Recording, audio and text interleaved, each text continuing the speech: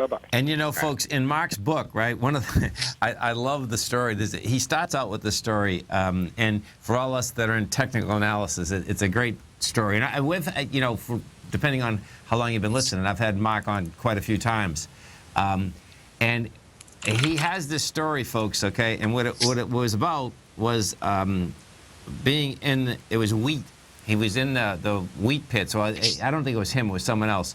And the person was saying that, hey, listen, man, you know, I know, you know, wheat is going to go here. And the operator that was with him said, well, why is it going to go here? He says, because, you know, people, this is how my charts are set up, and this is how it's going to buy. And the guy picked up the phone, and he said, sell 200 contracts, and broke the whole thing down. Do you know what I mean?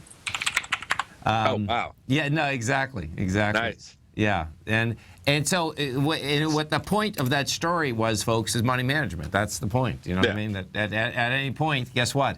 You know, you can think that one thing's going to happen, but you know, you get large operators everywhere, and they can come out of nowhere. You know what I mean? Yeah, so, I mean, and you've got to have that plan, because if things start happening that you don't expect to happen, because your opinion all of a sudden wasn't right, then you're going to start making bad decisions trying to make your opinion right to prove it. You know, and I mean, just all these things unravel. But if you go, okay, and I mean, because I'll do that. I'll say, hey, I think it's going here. And you know what? You do the same thing. And most of the time, me and you are right.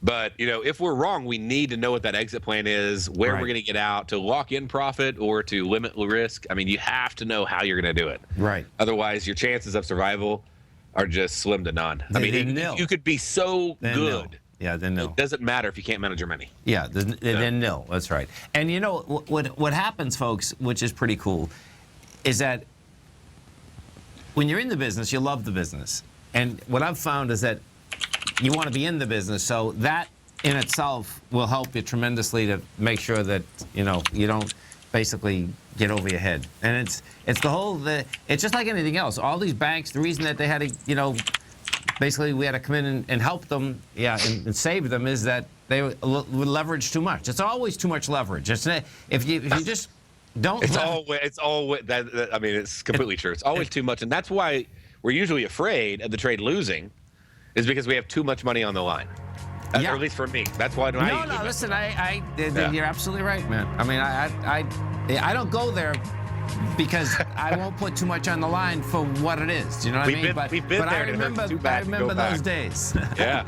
You stay right there, folks. Darrell Martin, Tom O'Brien. Darrell Martin, Tom O'Brien. Appreciate you growling and prowling with us out here. Don't forget, folks, Darrell's got a great show every Wednesday, Thursday, noontime. You can get that show right on your cell phone, tfnn.mobi. Darrell and I are going to be out at the Traders Expo come the 14th through 16th of October. If you happen to be in Las Vegas, folks, come visit us. We're going to be at the Paris Hotel out there growling and prowling. Volatility, we got it in spades. It's a beautiful thing, man, on both sides of the market. That was a great discussion with Mike, man. Yeah, no, that was like fantastic. It's just the stuff that we all face, and I think one of the worst mistakes we do is we don't talk to people about it. Yeah. You know, that have been there and you know, had to, you know, work through overcoming that. And I still, you know, have to. It's an effort. You know, it's an effort that I've been hurt enough that I've learned more and more how to not make those mistakes. But I have to consciously still choose, like, hey, don't risk too much, and make sure I know my plan. And every time I deviate from that, I mean, I'd say 50% of the time I deviate from that, I get nailed. Right. It's just not worth it. And usually it's bad. That's right. It should never stop. It should never stop. Yeah. And what you can do, folks, is this. What I've found in the marketplace is this. You can double up in the marketplace.